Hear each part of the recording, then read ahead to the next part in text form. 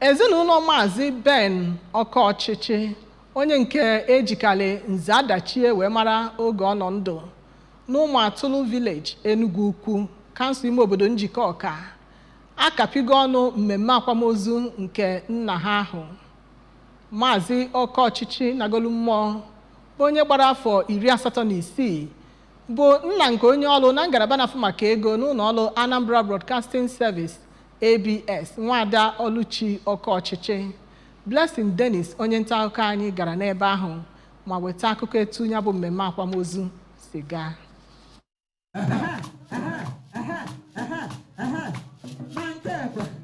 A mụrụ ya ka ọnwa Septemba dị na mkpụrụ ụbọchị 18 n'afọ 1937 ka Maazi Okochichi nke nagoro mmụọ nwụrụ na ọnwa Maachị 23 nke afọ 2023 ka ọ rịasịrị obere arụ ka enikwara ya dịka nkwa ya si wee dịrị. Enimozi ahụ bụ nke dọtara ndị otu Catholic Men Organization CMO na ndị Catholic Women Organization CWO, ndị otu ABS, ikwu na ibe, oyi nakwa imerime ndị ọzọ bụ ndị kọwara nwoke ahụ nagoro mmụọ bụ Maazi Okochichi dịka nwoke mara ihe, sie ike, na-arụsikwa ọrụ ike, bụrụkwa ezigbo onye otu ndị CMO nke St. Mark's Catholic Church nke dị n'Enugwu-Ukwu. N'okwuchukwu ya ka onye ụkọchukwu bịara abịa bụ Reverend Father Evaristus Ezekwenna kọwara ọnwụ dịka ihe dịrị mmadụ niile ma bụrụkwa ihe enweghị nwechi azụ, yọkwa onye ọbụla ka ha kwado onwe ha nke ọma maka njem nke dị n'eluigwe bụ ihe jupụtara ya bụ aṅụrị.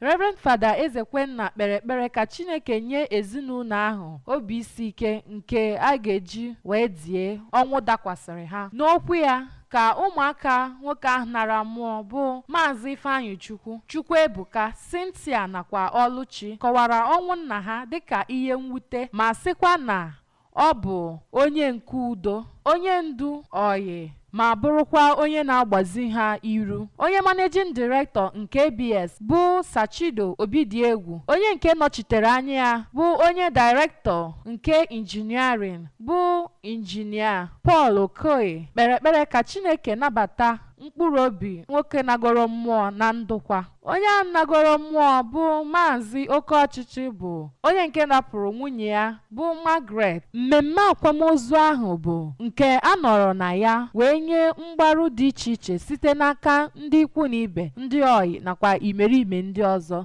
site na Enugwu-Ukwu n'okpuru ọchịchị Njikọ Ọka Local Council Area. Abụ m Blessing Dennis maka akụkọ ụwa ABS.